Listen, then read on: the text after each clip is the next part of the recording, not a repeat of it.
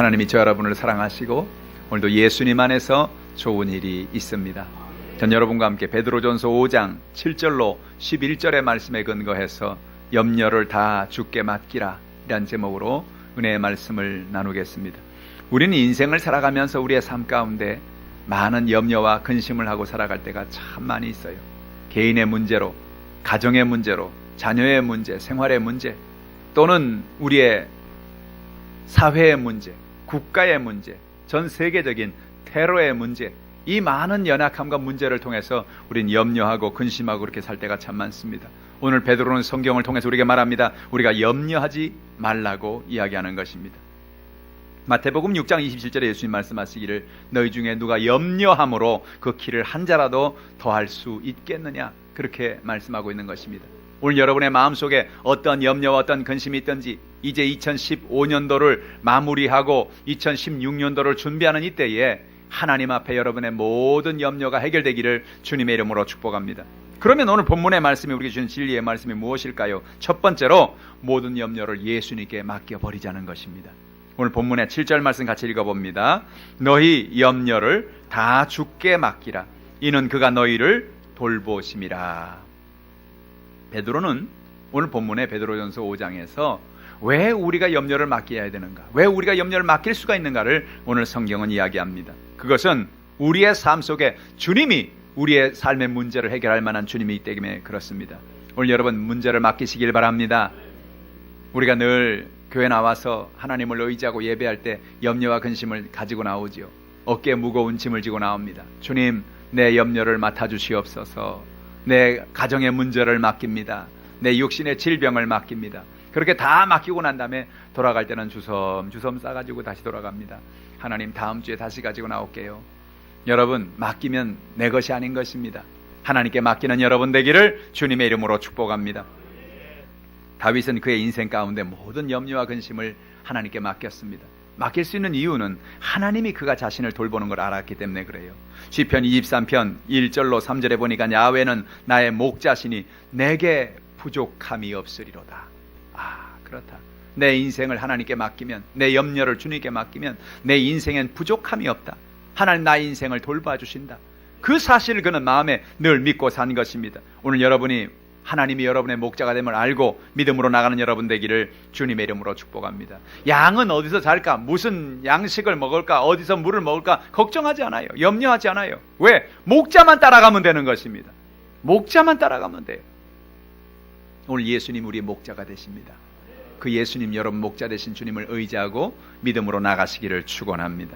또 오늘 성경에 보니까 우리를 인도하시기 때문에 염려하지 말라는 것입니다. 오늘 우리의 삶을 인도하시는 예수 그리스도, 그분은 오늘 우리에게 말씀하십니다. 마태복음 11장 28절 이후에 보니까 수고하고 무거운 짐진 자들아 다 내게 오라. 내가 너희를 쉬게 하리라. 저는 이 말씀을 묵상할 때마다 참 대단하다. 어떻게 이렇게 얘기를 할 수 있을까? 수고하고 무거운 짐진 자들아 다 내게 오라? 아니 도대체 무슨 문제를 가지고 올 줄 알고, 어떤 문제를 가지고 나올 줄 알고 예수님이 이런 말씀을 하셨을까?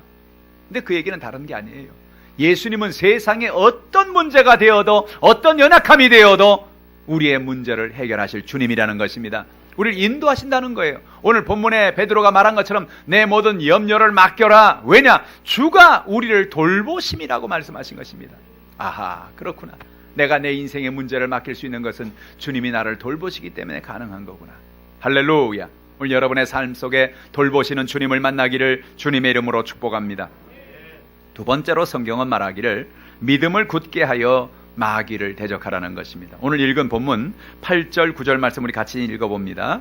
근신하라 깨어라. 너희 대적 마귀가 우는 사자같이 두루다니며 삼킬 자를 찾나니 너희는 믿음을 굳건하게 하여 그를 대적하라. 이는 세상에는 너희 형제들도 동일한 고난을 당하는 줄을 알미라. 베드로는 이 본문의 말씀을 생각하면서 자기 자신의 과거가 기억이 났을 겁니다. 근신하라 깨어라. 대적 마귀가 우는 사자같이 두루다니며 삼킬 자를 찾는다. 자기도 마귀에게 한번 삼켜본 기억이 있습니다. 자기의 마음에도 큰 고통을 당한 적이 있습니다. 그것이 무엇입니까? 예수님께서 겟세마네 동산에서 기도하실 때입니다. 주님이 땀방울이 되고 핏방울이 되고 주님의 은혜 가운데 믿음으로 나갈 때입니다. 그 이후에 주님께서 제사장의 무리와 또한 로마 병정들에 의해서 잡혀서 신문을 받으러 가는 그런 순간이 다가온 것입니다. 베드로가 깜짝 놀랐어요. 아니, 이럴 수가 있는가? 우리 주님을 누가 잡으러 가는가? 그러다고 생각해보니까 예수님께서 그날 하신 말씀이 기억났습니다. 그날 저녁 때, 베드로야, 네가 나를 오늘 3번 부인하리라. 닭이 울기 전에 3번 부인하라. 예수님 그런 일은 결탄코 있을 수가 없습니다. 내가 누굽니까? 내가 베드로입니다. 내가 수제자입니다. 내가 어떻게 그렇게 하겠습니까? 주님 죽는 데까지 내가 쫓아가겠습니다. 걱정하지 마세요. 큰 소리 탕탕 쳤습니다. 근데 예수님이 잡히는 순간에 갑자기 마음에 두려움이 확 다가왔습니다. 야, 이거 큰일 났구나. 예수님이 하신 말씀대로 이제 죽으시는가 보다. 나도 이제 죽을 수밖에 없겠구나. 그러니까 마음에 두려움이 있어서 견딜 수가 없습니다. 그러나 한 말이 있으니까, 내가 주님 죽는 데까지 쫓아가겠다 한 말이 있으니까 예수님 잡혀가는 걸 저 먼 발치에서 살금살금 쫓아가다가 그 예수님이 신문을 당하는 현장에 그 불이 있는 곳에 가서 추우니까 불을 쬐러 그곳에 가서 손을 비비고 있습니다. 그러다가 보니까 한 옆에 있는 사람이 말합니다. 당신 가만히 보니까 예수님하고 같이 다니는 제자군요. 아유, 무슨 소리 합니까? 나는 그런 사람입니다. 자기도 모르게 두려움 속에서 부인해버렸어요. 당신 말투가 갈릴리 사람인데 뭘 그러냐고. 당신 맞다고. 아니, 무슨 소리 하냐고. 그는 예수님을 부인했는데 3번이나 부인합니다. 그러고 나자 닭 우는 소리가 들립니다. 그때야 깨달았습니다. 내가 깨어있지 못했구나. 내가 마귀에게 먹혔구나. 그는 나가서 회개하고 통곡했습니다. 오늘 성경에 보니까, 오늘 우리의 삶 가운데 성경에 오늘 베드로는 말합니다. 근신하라, 깨어라. 너희 대적마귀가 우는 사자같이 두루다니며 삼킬 자를 찾는다는 거예요. 여러분, 우리가 늘 깨어있기를 주님의 이름으로 축복합니다. 늘 깨어있어야 돼요. 성경에 보니까 아담과 하와가 왜 그가 하나님의 은혜의 동산에 쫓겨났습니까? 다른 거 아닙니다. 마귀가 그들을 삼키려고 다가왔는데 모르고 있었어요.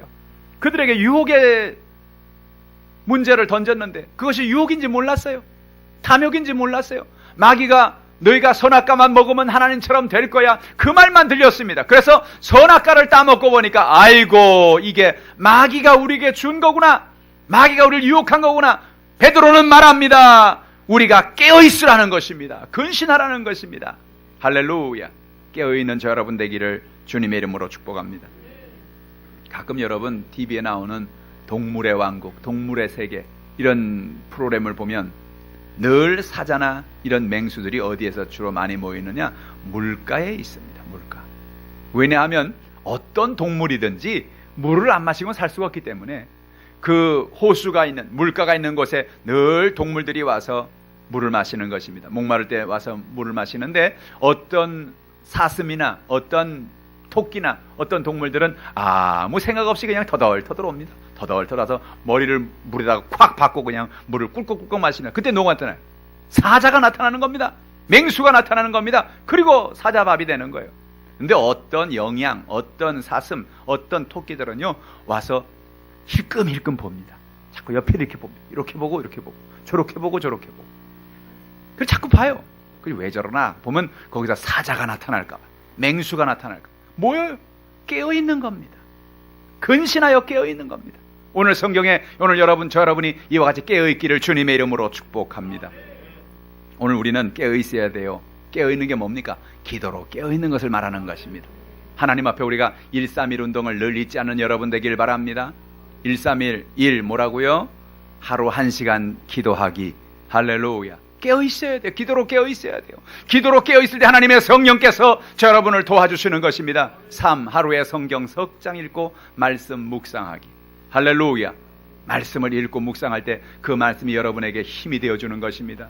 문제를 만날 때, 어려움 만날 때 기도하면 하나님의 말씀이 여러분 마음에 떠올라옵니다. 그 말씀을 붙잡고 믿음으로 승리할 수가 있게 되는 것입니다. 1. 하루에 한 사람에게 복음을 전하기. 예수를 전하고 예수를 증거할 때 하나님의 놀라운 역사와 은혜가 임하는 것입니다. 우리의 마음에 기쁨이 넘쳐나는 것입니다. 하나님의 은혜가 넘쳐나는 것입니다. 할렐루야. 그게 뭡니까? 깨어있는 겁니다. 깨어있는 신앙을 가지고 있는 겁니다. 흘러 떠내려가는 신앙은 죽은 신앙입니다. 물을 거슬러 올라가는 고기는 살아있는 고기입니다. 할렐루야. 사랑하는 성도 여러분, 깨어있으시길 바랍니다. 깨어있으시길 바랍니다. 늘 하나님 은혜 가운데 기도로, 말씀으로, 복음 전파로, 예배로 깨어있는 여러분 되기를 주님의 이름으로 축복합니다. 뿐만 아니라 믿음을 굳게 해서 마귀를 대적하라는 겁니다. 믿음을 굳게 하라는 겁니다. 여러분 믿음이 흔들림이 없는 여러분 되기를 주님의 이름으로 축복합니다. 마귀는 오늘 우리에게 와서 두려움을 주려고 해요. 너는 할 수 없어. 너는 끝났어. 사람들의 마음속에 연약함을 주고 어려움을 주려고 하는 것입니다. 그때마다 우리가 알아야 될 건 뭐냐? 하나님이 나와 함께 하신다. 이것을 믿으라는 것입니다. 하나님이 모세를 부르실 때 모세는 처음부터 안 된다고 그랬습니다. 난 할 수 없습니다. 40년 동안 광야에서 미디안 광야에 생활해 보니 그는 믿음도 사라졌고 은혜도 사라졌고 마음속에 두려움이 가득 찼습니다. 할 수 없다의 사람이 되어버렸습니다. 하나님은 할 수 없다의 사람을 쓸 수가 없습니다. 하나님은 할 수 있다는 사람을 씁니다. 하나님은 믿음의 사람을 씁니다. 그래서 하나님은 모세에게 믿음을 갖기를 원하셨어요. 모세에게 말합니다. 모세야, 네 손에 있는 게 뭐냐? 지팡이입니다. 지팡이를 땅에 던져라. 땅에 던지니까 갑자기 지팡이가 뱀이 되어버렸습니다. 깜짝 놀라 뒤로 물러서는데 하나님 말합니다. 모세야, 그 지팡이가 된 그 뱀의 꼬리를 잡아라. 아니 하나님, 저도 좀 압니다. 이 광야에서 40년을 제가 살면서 뱀을 한두 번 본 게 아니고 그때마다 뱀이 나타나면 머리를 잡아서 뱀을 잡을 수가 있는데 꼬리를 잡으라니요. 하나님, 하나님 안 됩니다. 하나님이 잡아라. 모세는 못합니다. 잡아라. 못합니다. 아마 이런 신랑에게 일어났을 거예요. 하나님 말합니다. 내가 너와 함께해서 내가 너를 도와줄 것인데 네가 왜 걱정하느냐? 네가 왜 염려하느냐? 그래서 하나님이 그 모세에게 말씀하신 말씀대로 모세가 마음속에 분명한 믿음을 갖게 되었습니다. 아, 그렇구나. 하나님이 나를 함께 하셔서 나를 지켜주실 것이구나. 할렐루야. 그래서 뱀이 자기가 다가오는데 뒤로 돌아가서 그 뱀의 꼬리를 딱 잡으니까 순간적으로 뱀이 지팡이가 되었더라는 것입니다. 하나님이 모세하고 무슨 놀자는 게 아닙니다. 무슨 게임을 하자는 얘기가 아닙니다. 오늘 모세의 마음속에 믿음을 주시려는 것입니다. 믿음으로 하나님을 바라보라는 것입니다. 뱀의 꼬리도 잡으면 하나님이 지팡이로 바꾼다는 믿음을 가지라는 것입니다. 하나님을 믿으라는 것입니다. 하나님을 의지하라는 것입니다. 할렐루야. 한 번은 또 하나님께서 뭐라 말하냐? 모세야, 네 손을 내 가슴품에 넣어라. 가슴품에 넣었습니다. 빼봐라. 손에 문둥병이 발했습니다. 아이고, 하나님 어떻게 하면 좋습니까? 내가 문둥병자가 됐습니다. 하나님 나를 뭐 일꾼을 만든다니 하나님 왜 갑자기 문둥병을 주셨습니까? 네 손을 내 가슴에 넣어라. 예? 가슴에 넣으라고요? 손에만 문둥병이 발한 것도 보통이 아닌데 이 가슴에 넣으면 가슴도 다 문둥병이 옮을 텐데요. 네 손을 가슴에 넣어. 여기는 모세는 믿음이 필요했습니다. 하나님이 나와 함께 하신다. 문둥병을 바라게 하신 하나님, 문둥병도 치료하는 하나님이 될 걸 믿습니다. 그가 믿음으로 그 손에 자기 가슴에 손을 넣었는데 다시 손을 빼봐라. 빼보니까 문둥병이 다 사라진 것입니다. 할렐루야. 뭘 말합니까? 하나님이 그에게 믿음을 가르치는 것입니다. 하나님이 아브라함을 불러서 그에게 하나님의 축복을 주었습니다. 뭘 가르쳤습니까? 믿음을 가르친 것입니다. 하나님을 믿으라는 것입니다. 하나님을 의지하라는 것입니다. 하나님을 바라보고 살라는 것입니다. 오늘 믿음에 굳건하게 서라는 것입니다. 여러분의 삶 속에 이와 같은 믿음이 넘쳐나기를 주님의 이름으로 축복합니다. 뿐만 아니라 우리의 삶 속에 하나님의 전신갑주를 입고 마귀를 대적하라는 것입니다. 성경 뭐라 말합니까? 마귀를 대적하라. 그러면 그가 너를 피할 것이라고 말합니다. 사람들은 마귀하고 싸울 생각을 하지 못해요. 야, 내가 어떻게 마귀하고 싸우냐?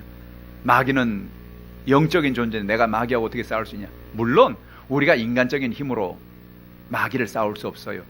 마귀는 영적으로 보면 우리보다 힘이 더 있습니다. 그런데 오늘 우리가 마귀를 이길 수 있는 능력은 뭡니까? 내 힘으로 싸우는 게 아닙니다. 내 능력으로 싸우는 게 아닙니다. 마귀가 한 길로 왔다 7길로 떠나갈 수밖에 없는 것은 우린 예수 그리스도의 이름으로 그 마귀를 대적하기 때문에 그렇습니다. 영적인 전신갑주를 입고 살라는 것입니다. 에베소 6장 13절로 18절에 바울은 우리가 어떤 영적인 전신갑주를 입어야 되느냐? 이 전신갑주는 여러분 로마의 영화를 보면 로마 군병들이 투구를 쓰고 또 가슴에 이렇게 흉배를 붙이고 또 방패를 들고 칼을 드는 그런 모습을 여러분 보지요. 바로 그것이 전신갑주입니다. 전신갑주가 무엇입니까? 진리의 허리띠를 띠라는 것입니다. 진리의 허리띠. 진리가 무엇입니까? 예수님이 진리가 되시는 것입니다. 여러분 허리띠를 왜 띱니까? 허리띠를 띠는 이유는 허리는 우리의 모든 것의 중심이 되기 때문에 그래요. 전쟁에 나가면서 군인이 허리띠를 안 띠고 나면 어떻게 될까요? 바지가 다 흘러내리겠죠. 그럼 전쟁에 집중을 할 수가 없어요. 그 뭐예요? 허리띠를 띠어야 되는 것입니다. 우리의 마음의 중심에 예수 그리스도가 있을 때에 그 예수 그리스도의 은혜를 통하여 우리의 마음의 중심에 힘이 붙여지는 것입니다. 우리는 올림픽 경기를 할 때마다 역도 선수들이 아주 이렇게 두꺼운 허리띠를 치는 거 보죠. 허리띠를 쫙 묶고 가가지고 자기 몸무게보다 몇 배나 무거운 그 역기를 번쩍번쩍 드는 걸 봅니다. 그 허리띠를 묶을 때 허리에 힘이 들어가는 것입니다. 여러분, 힘의 원천이 예수 그리스도인 것을 아시기를 축원합니다. 예수님이 여러분의 힘의 원천이 되시는 것입니다. 진리로 허리띠를 띠길 바랍니다. 예수님이 여러분의 삶의 중심이 되어주는 것입니다.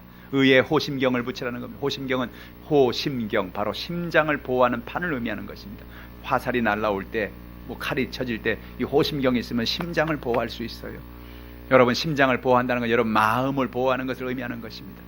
여러분의 심장이, 여러분의 마음이 늘 주님의 의의 호심경을 붙이기를 주님의 이름으로 축복합니다. 옳은 길을 따르라는 것입니다. 의의 길을 따르라는 것입니다. 하나님의 말씀을 따라 살라는 것입니다. 뿐만 아니라 평안의 복음의 신발을 신으라는 거예요. 복음을 들고 복음을 전하고 복음을 늘 읽고 믿음으로 살아갈 때 그 복음이 가는 곳마다 평안의 복음의 역사가 나타납니다. 희한하지요. 복음이 들어가는 나라마다 잘 삽니다. 복음이 들어간 곳마다 하나님의 기적이 일어납니다. 하나님이 복음이 듣는 곳마다 평안이 임합니다. 할렐루야. 평안의 복음에 예비한 하나님의 은혜를 갖는 여러분 되길 바랍니다. 누군가에게 복음을 전하면 마음에 기쁨이 있지요. 평안이 있지요. 복음을 전하기 전에는 아이고, 내가 이 복음 전할 때 이거 혹시 또 내가 욕이나 먹지 않을까, 그런 두려움도 있지요. 야, 복음 전할 때 누가 나한테 또 거절이나 하지 않을까, 그런 생각도 있지요. 그러나 담대하게 나가서 복음을 전할 때 그 복음을 통하여 하나님의 역사가 이루어지는 것입니다. 믿음의 방패를 가지라는 것입니다. 하나님이 나와 함께 한다는 걸 믿으라는 거예요. 하나님이 이 자리에 나와 함께 한다는 걸 믿으라는 거예요. 우리가 영적인 전쟁을 할 때 마귀가 나를 괴롭히고 내게 연약함을 주려고 하지만 하나님이 나를 도와주셔서 내게 능력을 준다는 것을 믿으라는 것입니다. 믿음의 방패는 화전을 우리가 막는, 화전이 뭡니까? 불화살입니다. 마귀는 오늘도 시험의 불화살을 쏘아대요. 욕심의 탐욕의 불화살을 쏘아대요. 아담과 하와가 왜 여러분 범죄함 빠졌습니까? 그 불화살을 쏘아댄 그 마귀의 계략을 알지 못했던 것입니다. 하나님의 은혜 가운데 떨어지라고 하는 그 마귀의 계략을 알지 못했어요. 오늘 우리가 필요한 게 뭡니까? 믿음의 방패를 들어야 합니다. 마귀가 와서 오늘 우리에게 불신앙을 주고 우리 마음에 의심을 주고 연약함을 주고 탐욕을 주고 우리에게 화전 불화살을 쏘아댈 때마다 우린 예수의 이름으로 마귀를 물리치는 여러분 되기를 주님의 이름으로 축복합니다. 구원의 투구를 쓰라는 것입니다. 오늘 구원의 투구가 무엇입니까? 우리의 생각을 지키는 것입니다. 나는 구원받았다. 이 사실을 늘 잊지 마십시오. 마귀는 와서 여러분에게 말하면 네가 무슨 구원을 받았냐? 너 같은 죄인. 우리가 하나님 앞에 범죄하고 내 뜻대로 내 마음대로 살고 내 탐욕을 따라 살고 인생의 연약함 가운데 무너질 때 마귀는 와서 어김없이 말합니다. 너는 하나님 앞에 구원받긴 뭘 구원받아? 너는 구원받지 못했어. 구원받은 사람이 이렇게 사냐? 구원받은 사람이 이러냐? 라고 마귀는 와서 말하는 것입니다. 근데 성경 뭐라 말합니까? 하나님 말씀하십니다. 내가 너를 구원했다.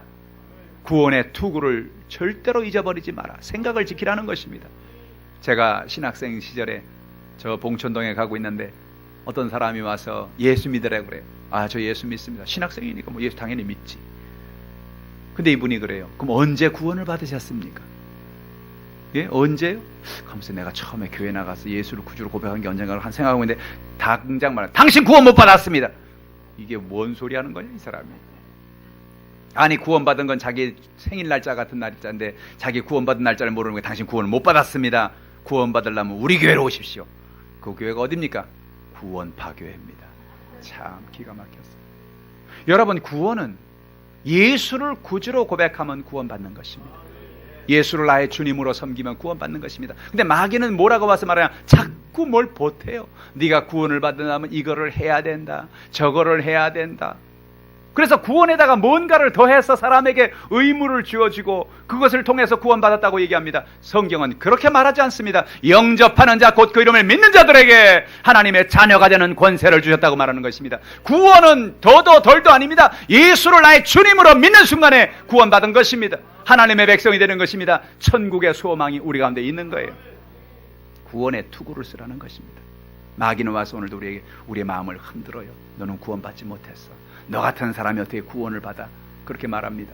오늘 여러분의 마음속에 구원의 은혜가 넘쳐나기를 주님의 이름으로 축복합니다. 늘 감격하고 살기 바랍니다. 나는 구원받았다. 하나님의 은혜와 놀라운 축복이 있다. 또 넘어졌습니다. 또 쓰러졌습니다. 또 허물 가운데 있습니다. 그럴 때 우리가 주님 앞에 나가서 고백하면, 주님, 나같이 이렇게 연약한 사람, 나처럼 또 이렇게 시험에 빠지고 나처럼 이렇게 또 죄 가운데 빠진 나 같은 인간을 위하여 주님이 구원을 주셨습니다.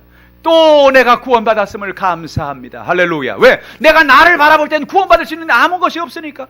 내가 받은 구원받을 공로도 없고 내가 한 아무것도 없는데, 그럼에도 불구하고 주님이 내게 구원을 주셨습니다. 여러분, 우리는 구원이 아무런 값없이 받은 것 같은데 그렇지 않아요. 이 구원의 값은 너무너무 비싼 값을 치른 것입니다. 우리 주 예수 그리스도께서 우리를 위해 십자가를 지신 거예요. 자기 생명을 대신 내준 거예요. 여러분, 누가 여러분을 위해서 생명을 대신 내어줄까요? 여러분이 어떤 위기에 있을 때, 여러분이 지금 죽음을 당할 위기에 있을 때, 여러분 친구가, 여러분 누가 여러분 대신, 내가 당신을 위해 대신 죽어주겠습니다, 그럴 사람이 있나요? 보통 얘기가 아닌 거예요. 보통 얘기가 아닌 겁니다. 그런데 우리가 죽어야 할 그 자리에 예수 그리스도께서 뛰어들어오신 것입니다. 내가 너를 살려주겠다, 내가 너를 구원해 주겠다, 내 생명을 바쳐서 내가 너를 살려. 그게 뭡니까? 그게 갈보리 십자가의 사건입니다. 예수 그리스도가, 나는 아무 공로가 없지만, 난 아무런 한 것이 없지만 나를 위해 십자가를 지어주셨다, 나를 위해 죽으셨다, 그리고 나를 위해 부활하셨다. 이 사실을, 이 구원의 투구를 벗지 말라는 것입니다. 늘 구원받았다는 생각을 잊지 않은 여러분 되길 바랍니다. 성령의 검을 가지라는 것입니다. 성령의 검은 하나님의 말씀이에요. 오늘 예수님께서 광야에 나와서 40일간 금식하실 때 시험을 받았죠. 마귀가 와서 이 돌덩이를 떡으로 만들어 먹어라, 40일을 금식하니 얼마나 배가 고프겠습니까? 예수님께서 떡 소리만 해도 군침이 꿀꺽 나왔을 거예요. 떡 먹어라, 떡 꿀꺽. 근데 그게 누굽니까? 마귀가 와서 시험을 하는 거 아닙니까? 예수님께서 마귀와 싸울 때 기록되었을 때, 기록되었을 때, 기록되었을 때, 마귀하고 싸울 때 예수님은 늘 어떻게 말합니까? 기록되었을 때. 하나님이 이렇게 말씀하고 계시나를 얘기하는 겁니다. 여러분, 오늘 여러분의 마음속에 하나님의 말씀으로 충만하시길 바랍니다. 제가 왜 매일 말씀을 읽고 묵상하라고 하느냐, 말씀을 왜 암송하라고 하느냐, 여러분, 말씀을 읽고 묵상할 때 마귀를 싸울 수 있는 검을 갖게 되는 것입니다. 마귀가 와서 오늘 우리에게 시험을 주고 연약함을 줄 때, 질병을 줄 때, 문제를 줄 때 말씀을 붙잡고 기도하는 것입니다. 저는 기도할 때 늘 말씀을 붙잡고 기도해요. 주님, 수고하고 무거운 짐자들아 내게 오라. 내가 너희를 쉬게 하겠다고 말했는데 나는 쉼이 필요합니다. 내게 쉼을 주시옵소서. 그 말씀을 부여잡고 기도하면 주님이 쉼을 주시는 겁니다. 너는 내게 불어주지라. 내가 내게 응답하겠다고 말씀하신 그 말씀을 붙잡습니다. 주님, 주님이 응답하겠다고 말씀하지 않았습니까? 오늘 응답하여 주시옵소서. 그 말씀이 하나님의 은혜의 약속의 말씀이 되는 것입니다. 마귀를 와서 내 인생에 와서 도역질하고 죽이고 멸망시키려고 할 때 악한 원수 마귀는 떠나갈지어다. 하나님이 지키심에 악한 자가 저를 만지지도 못한다고 말했다. 악한 원수 마귀는 떠나갈지어다. 육신이 병들고 피곤할 때 하나님의 약속의 말씀을 붙잡습니다. 저가 채찍에 맞음으로 너희는 나음을 받았느니라. 나의 모든 병은 떠나갔다. 예수 이름으로 더러운 질병은 떠나갈지어다. 그러면 피곤이 사라지고 육신의 질병이 떠나가고 하늘의 문이 열려지는 것입니다. 말씀을 의지해야 돼요. 오늘 성경에 뭐라 말합니까? 성령의 검, 말씀을 붙잡으라는 것입니다. 말씀은 검입니다. 우리 눈에 보이지 않지요. 그러나 말씀에는 양 날이 있는 검과 같습니다. 영과 관절과 골수를 찔러 쪼갭니다. 마귀를 대적하는 힘이 되어지는 것입니다. 그리고 성령 안에서 기도하라는 것입니다. 기도 중에 성령 앞에 나가서 기도와 간구로 성령의 은혜를 구하라는 것입니다. 오늘 우리의 삶의 문제 해결은 어디 있습니까? 성령이 도와주시면 되는 겁니다. 할렐루야. 근데 성령이 언제 도와주시냐? 어떻게 도와주시냐? 성령이 여러분의 삶에 일할 수 있는 중요한 비결은 뭐냐? 여러분이 주 앞에 나가서 기도와 간구하라는 것입니다. 성령님, 오늘 내게 오시옵소서. 늘 우리가 예배 드릴 때마다 여러분 앞에 찬양하지요. 성령님 인정합니다, 환영합니다. 우리가 이 찬양을 왜 합니까? 성령을 오늘 모셔드리겠다는 것입니다.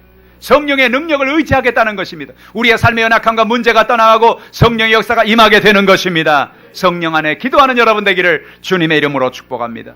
이와 같이 영적인 전신갑주를 입고 여러분 가정에서, 삶에서 다가오는 유혹의 마귀를 이기는 여러분 되기를 바랍니다. 여러분 육신의 질병을 이기는 여러분 되기를 주님의 이름으로 축복합니다. 세 번째로, 고난 가운데 있더라도 온전케 하신 하나님을 믿으라는 것입니다. 10절의 말씀을 다 같이 읽어봅니다. 모든 은혜의 하나님 곧 그리스도 안에서 너희를 부르사 자기의 영원한 영광에 들어가 계신 이가 잠깐 고난을 당한 너희를 친히 온전하게 하시며 굳건하게 하시며 강하게 하시며 털을 견고하게 하시리라. 아멘. 10절에 앞에 뭐라고 말했어요? 모든 은혜의 하나님이라고 말씀하고 있는 것입니다. 하나님은 어떤 하나님이라고요? 그냥 은혜의 하나님이 아니에요. 모든 은혜의 하나님. 하나님 오늘 여러분의 삶에 필요한 모든 은혜를 다 가지고 계시는 것입니다. 할렐루야. 오늘 여러분 예수님의 십자가 앞에 나오면 주님 말합니다. 내가 너를 위해 예비한 모든 은혜가 내가 너를 위해 준비해 놓았다. 그 은혜가 무엇입니까? 우리를 위해 구원하신 은혜입니다. 나를 위해 십자가를 지시고 나를 위해 죽으셔서 부활하셔서 내게 베푸신 하나님의 은혜입니다. 여러분 예수의 그 구원의 은혜를 바라볼 때마다 우리 놀라운 소망을 얻습니다. 예수님이 죽었다가 부활했다는 건 우리에게 큰 소망을 주는 것입니다. 여러분의 가정에 문제가 있습니까? 마치 죽은 것 같아요. 여러분 육신의 질병으로 죽을 것 같아요. 삶의 연약함이 있어요. 그러나 예수의 십자가를 바라보고 예수의 부활을 바라보면 우리 마음에 큰 은혜가 옵니다. 예수님이 죽었다 살아난 것처럼 나도 살아난다. 내 가정의 문제도 살아난다. 내 환경의 문제도 살아난다. 내 육신의 연약함도 해결된다. 할렐루야. 예수의 은혜는 모든 은혜입니다. 십자가의 은혜입니다. 예수님의 십자가의 은혜는 오늘 우리에게 성령의 능력을 주신 은혜입니다. 나는 부족해요, 연약해요. 주의 성령께서 함께 하실 때 능력 있는 삶을 살게 되는 것입니다. 예수님의 제자들을 보세요. 성령 충만을 받기 전에는 비리비리했어요. 예수님 막 부인하고 그냥 막 그렇게 돌아다녔어요. 근데 그들이 오순절 마가다락방에 성령의 불을 받고 나서 어떻게 됐습니까? 나가서 문을 풀어헤치고 시장으로 뛰어나가 복음을 전하는데 하루에 3,000명이 돌아오고 5,000명이 돌아오고 하나님의 놀라운 역사가 나타났습니다. 뭐가 그들을 변화시켰습니까? 성령의 능력인 것입니다. 오늘 하나님은 오늘도 여러분에게 성령을 주십니다. 성령의 능력을 받으면 세상에 무서울 게 아무것도 없어요. 가정의 문제, 육신의 질병의 문제, 여러분 우리가 그것을 향해서 웃을 수가 있는 것입니다. 어떤 문제가 다가와도 나는 겁나지 않는다. 어떤 어려움이 다가와도 겁나지 않는다. 왜? 성령이 나와 함께 하시니까. 할렐루야. 성령의 은혜를 베풀어 주시는 것입니다. 오늘도 여러분의 삶 속에 하나님의 성령의 놀라운 권능을 줄 뿐만 아니라 아브라함의 복을 주시는 것입니다. 아브라함은 빈손으로 털털 아무것도 가진 것 없이 고향 땅을 떠나갔습니다. 그런데 하나님께서 그의 삶 속에 놀라운 복을 주셨어요. 하인만 해도 318명. 야, 여러분 하인이 한 명만 있어도 보통이 아닌데 318명의 집에서 일하는 하인들이 있었다는 겁니다. 그 밭이 얼마나 많고 논이 얼마나 많고 양이 얼마나 많으면 그렇게 많은 하인이 있겠어요. 할렐루야. 하나님이 복을 주신 것입니다. 저 여러분에게 오늘도 하나님은 복 주십니다. 은혜를 베풀어 주시는 것입니다. 육신의 병을 치료해 주시는 것입니다. 영원한 소망의 천국의 소망을 주시는 것입니다. 영혼이 잘된 같이 범사가 잘되고 강건한 축복을 허락해 주시는 것입니다. 그 하나님을 의지하는 여러분 되기를 주님의 이름으로 축복합니다. 모든 은혜의 하나님이라고 말씀하십니다. 그 하나님이 우리와 동행하고 계시는 거예요. 뿐만 아니라 우리를 고난에서 건져 온전케 하신다는 것입니다. 고난에서 건지신 하나님. 여러분 인생을 살면서 고난당할 때가 있지요. 가정의 문제로, 물질의 문제로, 육신의 질병으로 고난당할 때가 있지요. 어떤 고난을 당해도, 어떤 문제를 만나도 여러분 기억해야 될 것이 뭐냐? 하나님은 고난에서 우리를 건진다는 것입니다. 우리를 온전케 하신다는 것입니다. 히브리서 12장 2절에 말합니다. 믿음의 주요 온전케 하시는 예수를 바라보자. 믿음의 주가 되시는 주님, 우리를 온전케 하시는 주님. 예수님의 전매 특허가 뭐냐? 예수님 전매 특허는 온전케 하는 것입니다. 우리 가정이 온전치 못해요. 사업이 온전치 못해요. 인생이 온전치 못해요. 자꾸 문제가 생겨요. 그런데 오늘 예수님께 나가면 어떻게 말합니까? 예수님이 나는 믿음의 주여 온전케 하시는 예수다. 할렐루야. 내가 너를 온전케 하기를 원한다. 오늘 주님 여러분 온전케 하신 예수를 바라보길 바랍니다. 히브리서 12장 2절에 믿음의 주 온전케 하신 예수를 바라보자. 예수를 바라보자. 예수를 바라보자. 예수 안에서 믿음으로 나가는 여러분 되기를 주님의 이름으로 축복합니다. 오늘 예수님을 바라볼 때마다 예수님은 온전케 하셨습니다. 이스라엘 백성들이 광야에서 고통할 때, 연약할 때 그들에게 아말렉이 쳐들어왔어요. 싸워본 경험도 없고 무기도 없고 아말렉과 싸울 수 있는 아무런 준비가 되어 있지 않습니다. 답답합니다. 어떻게 할지를 알 수 없습니다. 모세는 아론과 훌과 같이 기도하러 산으로 올라갑니다. 여호수아에게 나가서 전쟁터로 나가라고 합니다. 어떻게 싸워야 할지를 모릅니다. 하나님 아버지 도와주시옵소서. 하나님은 온전케 하는 하나님이십니다. 하나님 우리를 지키는 하나님이 되십니다. 하나님 은혜를 베풀어 주옵소서. 간절히 손들고 모세가 기도하고 하나님 은혜를 구하고 온전케 하는 하나님을 바라보았습니다. 하나님을 바라볼 때 하나님께서 모세에게 능력을 주셨습니다. 여호수아에게 능력을 주셨습니다. 그 이스라엘 군대를 온전한 군대로 만들어준 것입니다. 온전치 않았어요. 전략이 없었어요. 무기도 없었어요. 이길 수 있는 힘이 없어요. 희한하지요. 하나님을 의지하고 하나님을 바라본 믿음의 주님을 바라보는 사람에게 온전케 하시는 것입니다. 너희를 고난에서 건져 온전케 하시리라.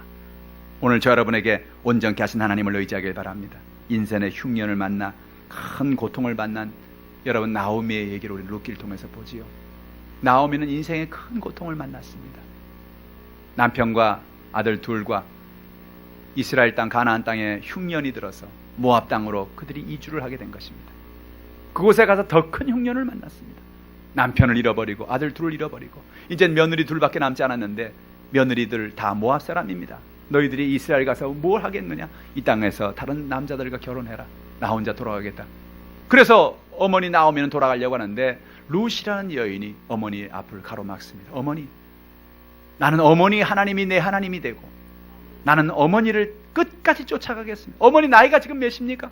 어머니 그 나이에 이스라엘 가서 어떻게 사시겠습니까? 제가 어머니를 봉양하겠습니다. 제가 어머니를 돌보겠습니다.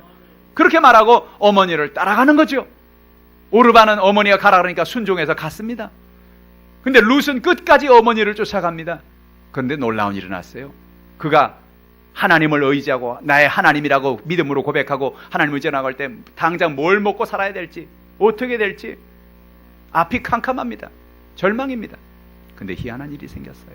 그곳에 가서 한 밭에서 일을 하는데 희한합니다. 이 밭에는 다른 밭보다도 많은 그런 곡식이 떨어져 있습니다.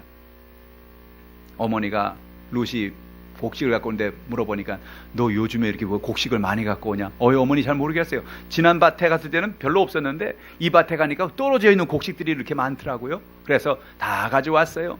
알고 보니까 누가 떨어뜨리고 있는 거예요. 룻이 오는 걸 알고 거기서 일부러 막 떨어뜨리자는 거예요. 일하는 사람들한테 저 룻이 지나가는데 일부러 곡식을 막 떨어뜨려라. 그 사람이 누굽니까? 보아스라는 사람입니다. 하나님은 온전케 하시는 것입니다. 어머니를 돌보겠다고, 어머니의 하나님을 나의 하나님으로 섬기겠다고 믿음으로 나가는, 믿음으로 온전케 하신 하나님께서 그 룻의 인생을 책임져 주시고 놀라운 복을 주었어요. 결국은 보아스와 결혼하게 하시고, 이 보아스가 누굽니까? 다윗의 외조부예요. 그래서 여러분 예수님의 탄생의 족보를 보면 참 신기한 일은 뭐냐?